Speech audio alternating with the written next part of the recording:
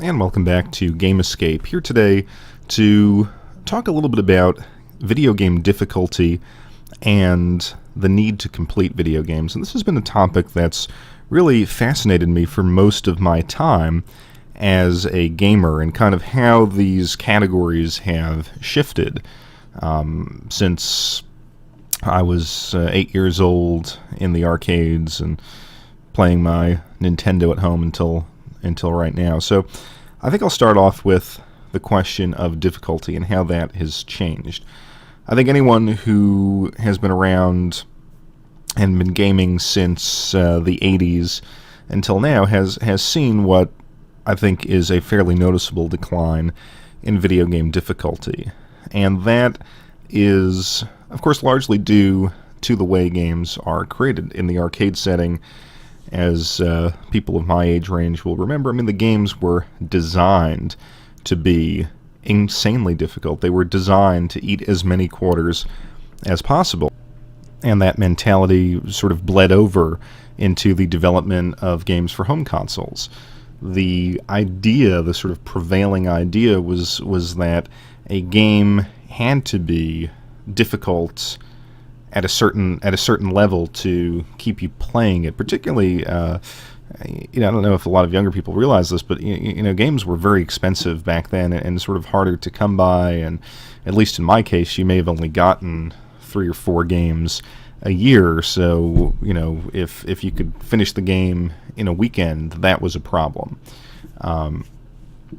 So I think difficulty in that sense was kind of a double-edged sword.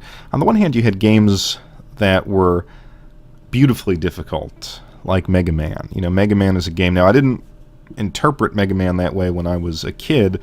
I would rent it, particularly Mega Man 2. I would rent that from time to time and would be utterly frustrated by how difficult that was. I mean, for a 8-9-year-old kid, I just found it impossible, and actually kind of got angry at it. And then sort of later in life, when I went back to it, I'm still not very good at Mega Man, but I can appreciate that finely crafted sense of difficulty. And then there were other games that you would pick up, and they're too numerous to mention, particularly on the NES, that were just frustrating because they were poorly designed, or they were just frustrating for the sake of being frustrating, and they did not have the same kind of underlying quality that a Mario game or a Mega Man game had.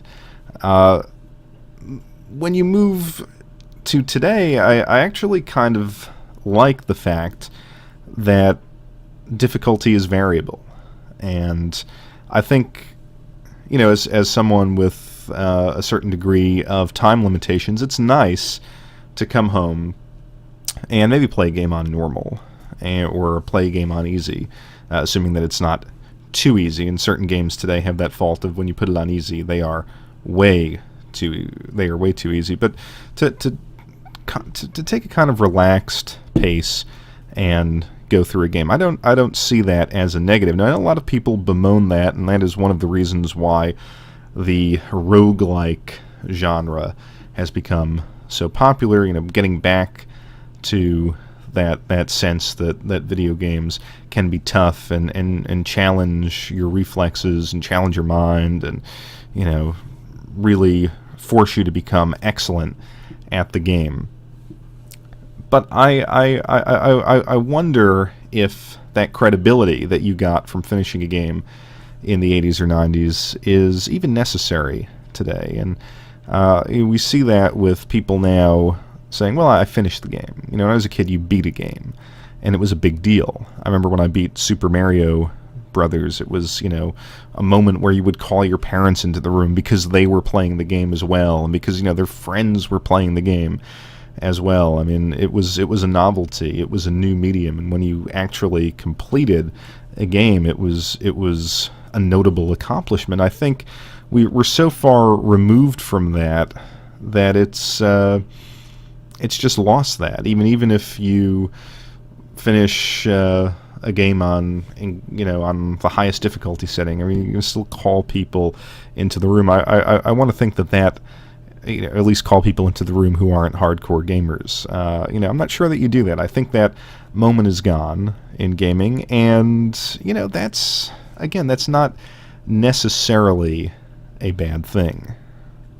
And I know people will, differ with me on that. I've had this discussion with friends, who think that, gosh, you've got to finish a game. The game has to be hard, otherwise it's worthless. And my point has always been, look, life is frustrating enough as it is. And, when you come home and when you have an hour or two of leisure time, I mean, do you really want to be frustrated to the point of ripping your hair out? Or do you just want to relax and enjoy a game for what it is and consume the content at a pace that is comfortable for you? And I have no problems with this particular way in which games have evolved, as long as they give you the choice to amp up the difficulty when you want to. And so the related question is, given that games have evolved in this way with regard to their difficulty, is completing a game still the point of credibility that it was, say, in the 80s and the 90s? And I'm very, very mixed here. I am someone who does not complete a lot of games, and it varies depending on the genre. And I actually find that later in life, I am okay with that. So if we take sports games as one of my examples here in this video, I don't feel the need to play through the franchise mode and take my team through 30 seasons. I'm not even going to deal with going online. That's a separate issue. But I'm fine with just playing a single season, playing a game, and just enjoying just enjoying the games that way. As far as RPGs, I love the JRPG genre, but I don't have the time to complete these games. I try.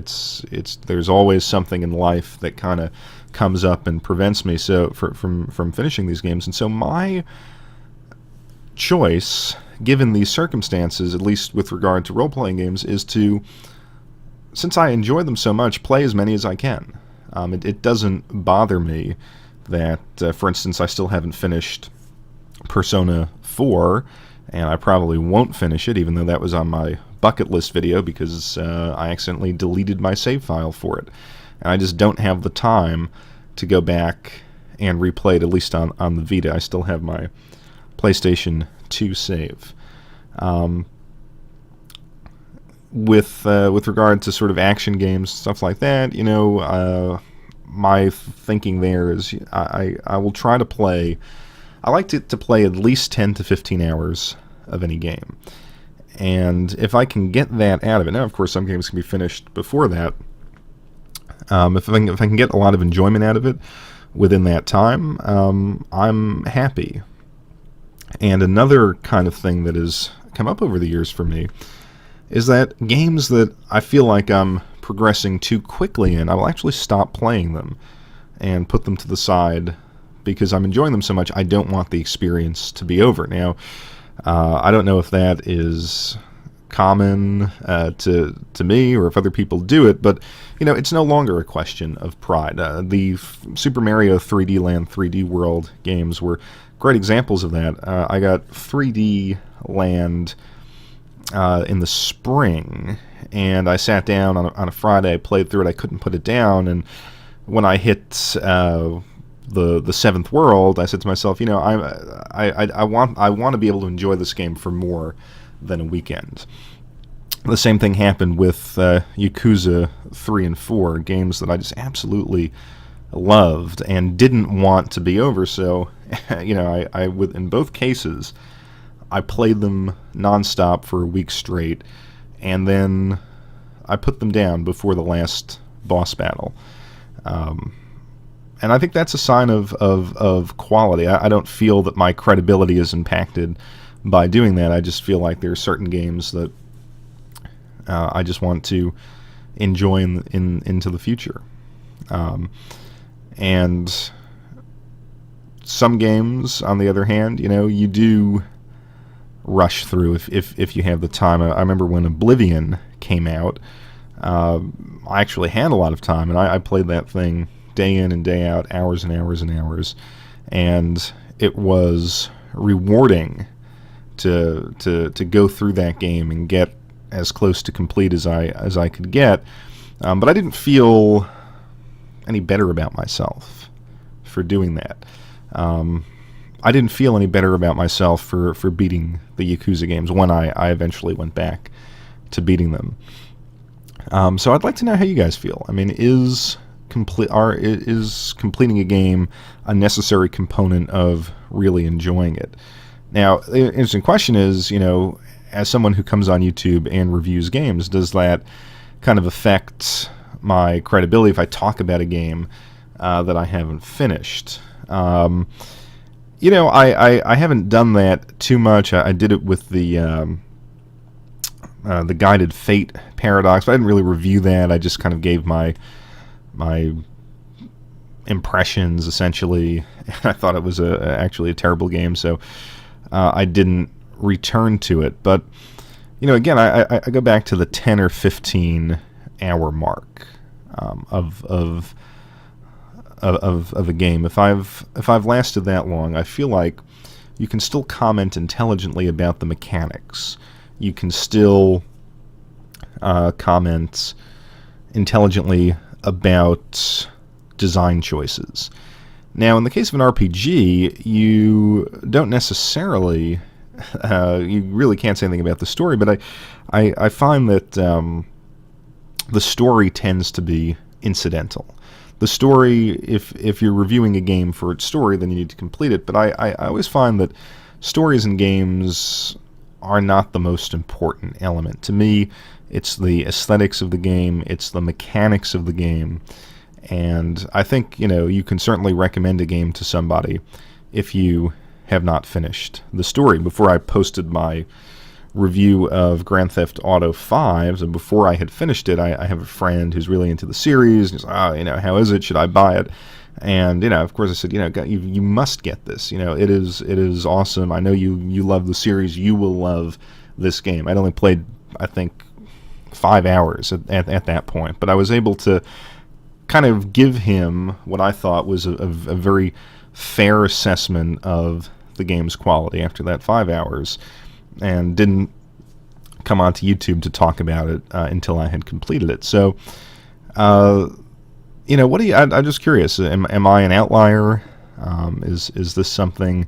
Am I sort of doing myself a disservice? Is completing a game or completing a game on hard, does it kind of have that sort of cachet that it did back in the 80s or 90s, or has gaming become somewhat more relaxed? I'm not going to say casual, because that has kind of a negative connotation, but has gaming become a more relaxed hobby? And are you guys okay with that? So thank you as always for watching Game Escape, and I'll be back shortly with another video.